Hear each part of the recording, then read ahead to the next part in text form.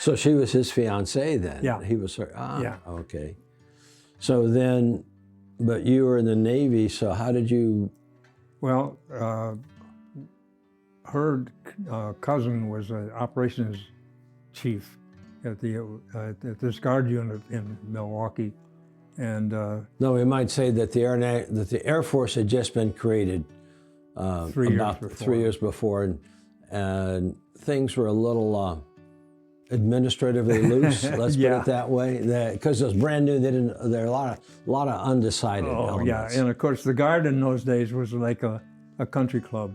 The guys flew and had a good time flying F-51s, and you know, they were all World War II retreads and stuff. And so all of a sudden, the Korean War started, just right after we got married. Let's see, what we met, yeah. And so we were called active duty. Now, how did you get to the Air Force? You were in the Navy. Well, I was going to say, Joe's cousin was operations chief out there. Mm-hmm. He was sergeant in charge of all the scheduling, and so I flew their airplane as a Navy pilot for almost a year. I didn't get paid, naturally, but I didn't care. I was flying. I was just happy as could be. And when it was just before it was called active duty, they convinced me to switch over to the Air Force, and so I switched over. I don't know. I think it was like in April, and the war started in June. Maybe it was May. I don't know. Mm-hmm. Anyway, just before, and so then I was in the guard, and nobody knew what. They didn't know what was going on. They were just. It was a country club, you know. They just had a good time. That's all. And when the war started, our first guy, Jerry Folk, was sent to Korea, and he was killed right away. So the rest of the guys got fear of flying.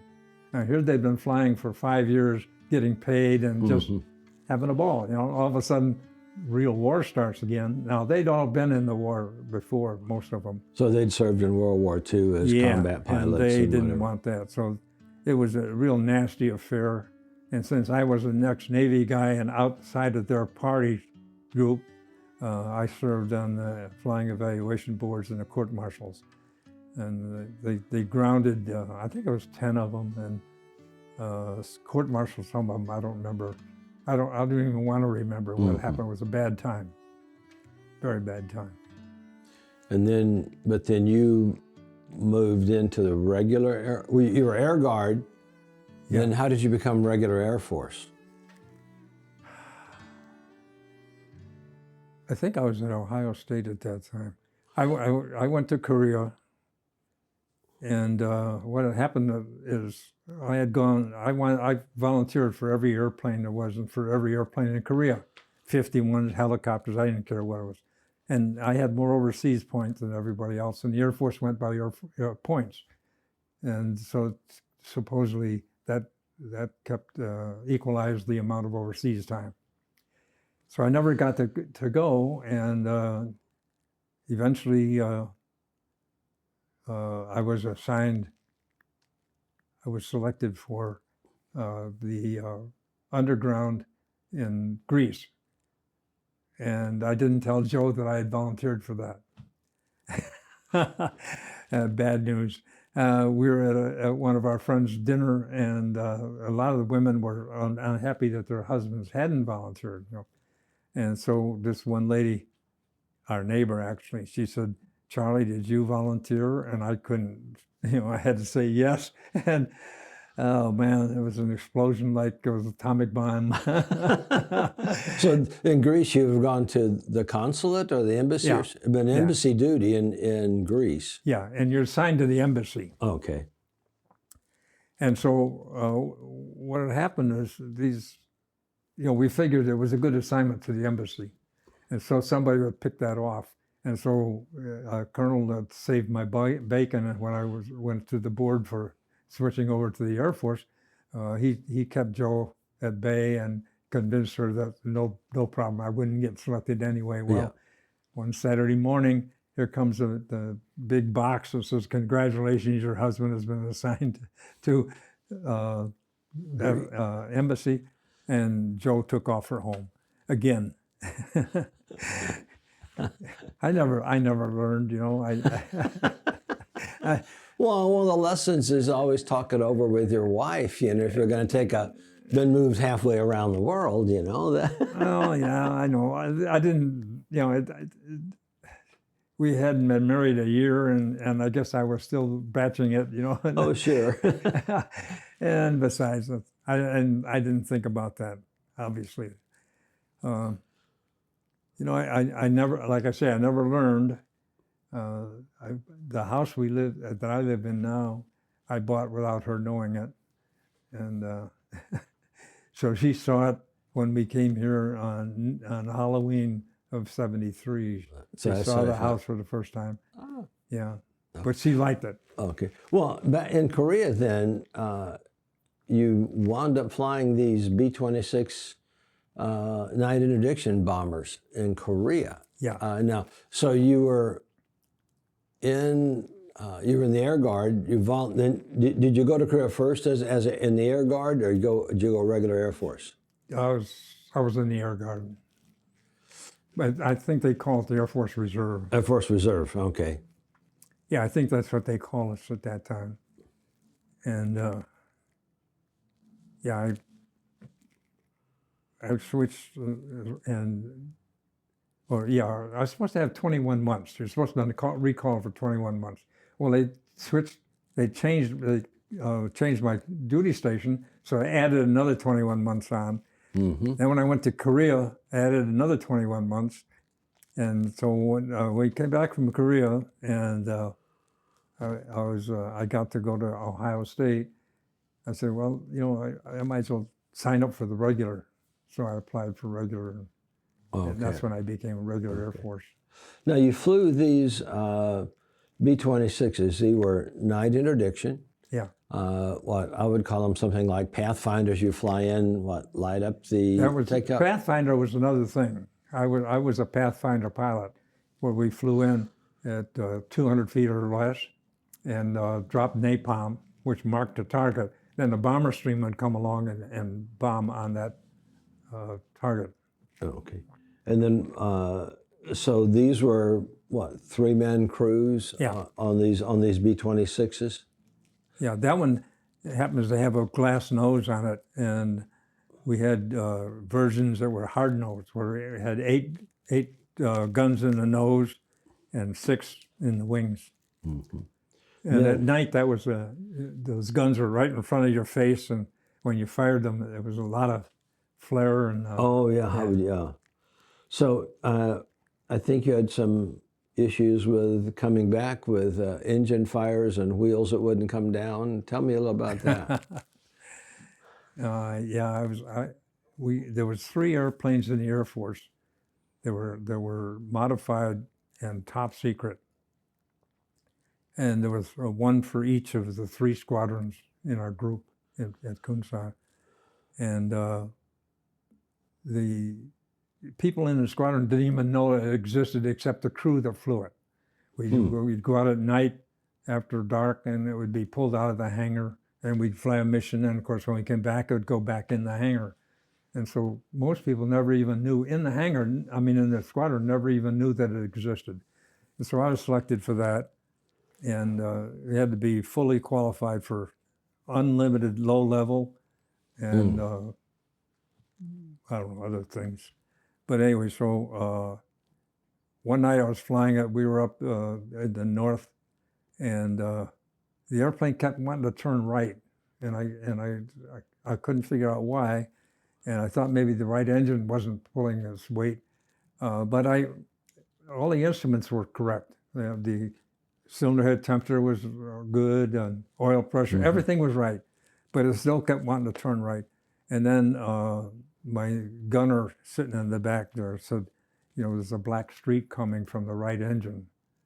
And, or he just said it was a streak, and I asked him whether it was black or white. About that time, the engine burst into flames. And of course, we didn't have any fire suppression or anything like that. But fortunately, the air blows the fire out, and then I went back home, and I had to go back to Kunsan because of the secrecy of the airplane. They wanted to go back to where it came from. Yeah. And there was smoke was coming up from the wing, so there was no real concern. I didn't care. I'd had engine failures galore. It was just another day. But as long as the smoke was pure smoke and not from a fire residue of the engine fire. Yeah, if it had been on fire, then it would have been. Yeah, we'd have been a problem. But anyway, so I come in for a landing, and I put my gear down, and I noticed only the main gear come down. The nose gear didn't come down.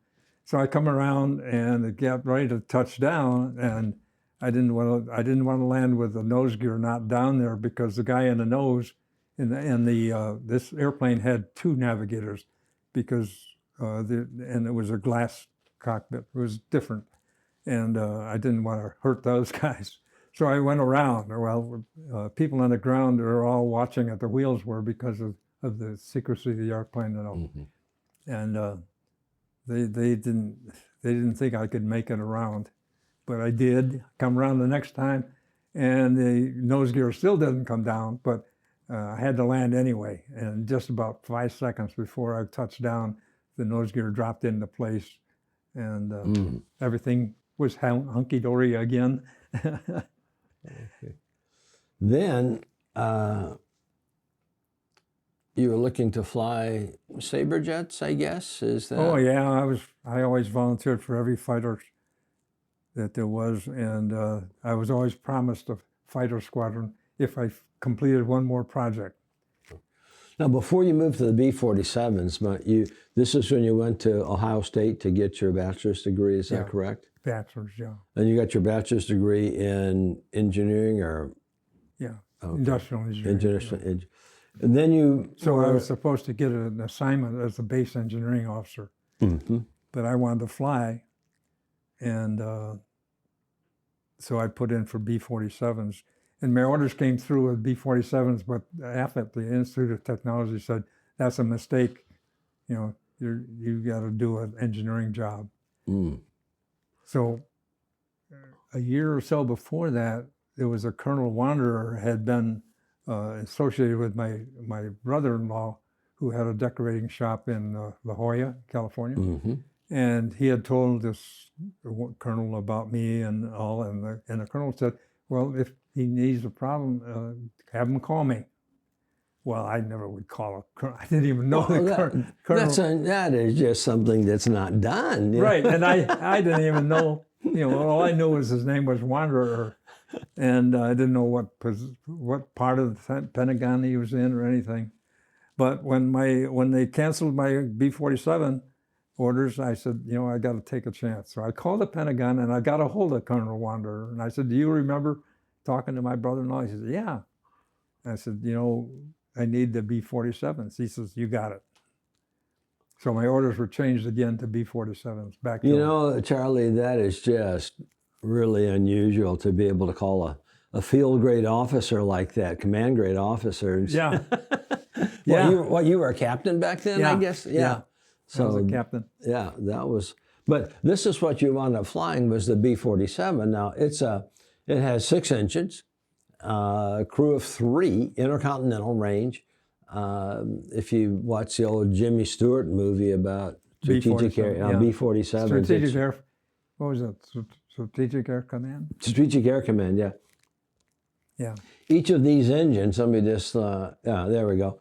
It has 6 engines. They're hung under the wings. Each engine generates around 5,000 or 6,000 pounds of thrust. So with 6 of them, you'd get maybe between 30 and 36,000 pounds of thrust, depending. Which all 6 would be less than 1 engine on an airliner today. Oh yeah, look, you fly just a twin engine Boeing 737. I think 1 engine is 36,000 pounds, maybe even more. Yeah. But if you look at this airplane, it's got really thin wings. It droops under the wings. under the tuna cells on each side, the little landing gears. If they're not there, then the wings will droop even To the further ground, down. yeah. So In flight, the tips flip to 21 feet. So you're like, the wings would go up and down, and you're there watching the wings go up and down. I didn't watch it, I was scared. But if you look at it, this airplane, it was really something to fly. I mean, Beautiful. Because it was, you could get up, around 600 miles an hour, maybe? Yeah. But it was the first large jet built. So they learned a lot of things not to do. Yeah. Just the whole design, the wing and everything else. The wing was so thin on that if you were at like 425 knots indicated, you could roll your controls fully and nothing would happen. If you went to 440, if you turned right, you'd go left, because the wing itself would bend with the aileron, counteract the aileron. Oh, so because it was a thin wing, that, like I say, that was the first large airplane built. So they thought about a lot of things that were wrong. If people just look at this, it's a very sleek fuselage, but all the fuel is inside the fuselage. The bomb load is inside. Everything. The only place to put the engines, put them in the cells hanging down under the wing. Yeah. And this particular one has a couple of that's a fuel cell. Fuel cells hanging down extra to give it a little extra range, but it would air-to-air refueling. But this airplane really scared the Russians because it came out and it was intercontinental. And it gave the United States a long range during the height of the Cold War, when it was almost a hot war. These things were there, and they really scared the Russians. But I just look at this one and notice that the landing gear, the main landing gear, in a row underneath the fuselage. So there it's like a bicycle. It's a bicycle, yeah. And my first takeoff in that airplane, solid weather, and I was up about 300 feet or 400 feet, and the right engine caught fire, number 4. And so I had to shut that one down. And then number 5 in the same pod, that one came fire. So I had to shut that one down. So I had 2 engines shut down my first takeoff. But that would mean you're running at what? 1, 2, 3, about 24,000 pounds of thrust. You didn't have much power to get that thing up. So, and with the strange landing gear, and since I'd never flown it, the people on the ground, SAC control, they were all concerned that I would have a problem landing, but I didn't. Well, because I know that this is a crew configuration. I just downloaded this. It shows the pilot under the canopy, the co-pilot behind him, and in the nose is the navigator bomb. So it's a 3-man crew. Yeah. And you were the pilot up front, I guess. Yeah. So, but you sat on tandem, and how did that work for, communication between you and the co-pilot and the bombardier? Everybody's in a row and nobody's sitting, you can take off your mask, but how do you talk to somebody? What? Strictly intercom. Yeah. Well, I know one thing's kind of interesting with these is this is they hung 18. 9 rockets on each side. 33, it was a horse collar, 33 bottles. 33 bottles, so it was, to get it off the ground with a full load, they found that it worked best to put rockets on it. You had to, yeah. In fact, the Cuban crisis, I was a detachment commander there. I had 9 airplanes, and they were loaded with H-bomb and all. And we were at Oxnard, and without JATO, we couldn't take off. You had to have the JATO. Mm-hmm. So you have all these. So this to kind of set the scene. If you look at this picture, you'll see the rocket bottles on the back of the fuselage. The gear are down, and right inside the fuselage, all the gas tanks. Aviation fuel's inside there. So if anything goes wrong with one of these bottles, then the airplane goes off like a Roman candle. Well, it looked like that, and I'd made the first night takeoff, JATO takeoff at March, and so all the wheels from 12th Air Division and all were down there to observe it, And right after, we just about breaking ground, and there was a big explosion. And it was like I was suspended in air, like Twilight Zone. I asked the crew if they felt the same way, and they said, yeah. And about that time, the wing commander came over and, hey, Charlie, your ass end is on fire. And that would be a time to eject. But the navigator would eject downward, and Let's go back and look at he him. needed at least 400 feet to survive, and nobody really survived with that little. So I just, he's at the mercy of me, and we were a good crew. And I said, JD, I'll stay with the airplane as long as I can control it, and I tried to keep maximum climb. And about that time, when we got up maybe 500-600 feet, the fire was out. And what it was one bottle had exploded. That was the loud explosion we heard. And that hit another bottle, which exploded. And so all this propellant was coming back, swirling around the airplane. It looked like the airplane was on fire. It blackened the tail and blackened some of the airplane, but it wasn't a fire. Well, you're fortunate that it didn't hit more bottles and the whole thing. Right. The whole tail become just a flaming candle. Yeah. So if the guy in the front, if he ejects downward, you have to have a lot of minimum of 400 feet. Yeah, but that's a minimum. Yeah, and that would not be good. So I just kept trying to fly it, make sure. And then one thing I do want to, the first picture we had back here is, I have a note that you did not fly under the Big Mac Bridge. Now, we do know that in 1958, a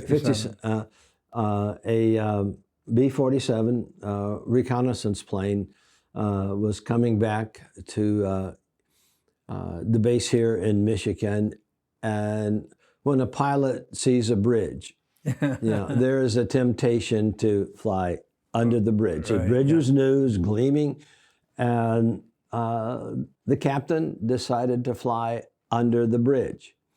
And the co-pilot kind of acquiesced. The navigator bombardier sort of went along with it, except the problem is the navigator bombardier's dad was a general in the Air Force. And nobody initially knew who flew under the bridge. I assume that people do right away, because what, B-47's in the air flying over northern Michigan. It's him.